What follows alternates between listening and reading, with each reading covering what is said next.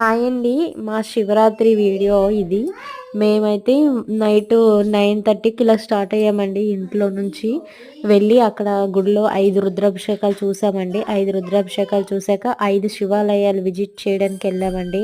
అలా తిరిగితే చాలా మంచిదంట.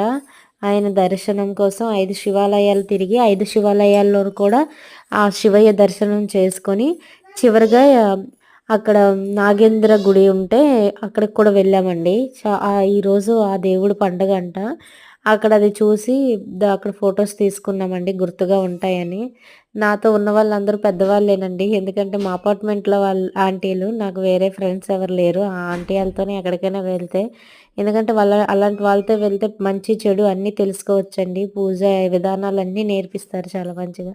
అక్కడి నుంచొచ్చాక మా ఇంటి ముందు హౌసీ ఆడామండి. కాసేపు టైం పాస్ అవుతదని చెప్పి.